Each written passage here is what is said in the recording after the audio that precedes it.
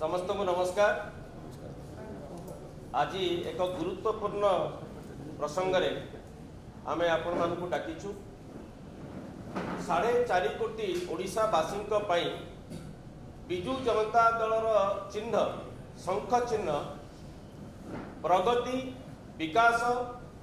और रूपांतरण प्रतीक है।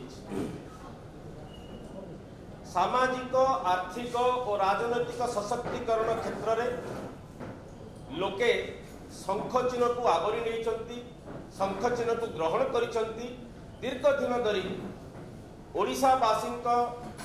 आस्था और विश्वास जो भाव शंख चिन्ह प्रति बढ़ी बढ़ी चली से आमे देखुचु ए चिन्ह प्रति आस्था और विश्वास बढ़िया फल ओडिशार बीजेपी नेता मानू कौटी ना कौटी ये ग्रहणीय हो ना, तेणु से माने यार प्रतिवाद करुचंती एवं आम नजर को आसी जे एई भली किछि शंख चिन्ह को सरकारी कार्यक्रम रे व्यवहार करा जाइथिबार जो प्रतिवाद करिसंती ओडिशा बीजेपी नेता माने एभली कौनसी जगार भी शंख चिन्ह सरकारी कार्यक्रम रे व्यवहार होई नै। जदि से माने भाबुचंती ताहाले जेतेबेले G20 समिट चलीथिला, G20 लोगो रे पद्म फूलर चिन्ह व्यवहार करुथिले, सेही भली उज्ज्वला योजना रे पद्म फूल चिन्ह व्यवहार करथिले, आयुष्मान भारतर लोगो रे पद्म फूल चिन्ह व्यवहार करथिले, अमृत योजना रे भी सेही चिन्ह व्यवहार करथिले।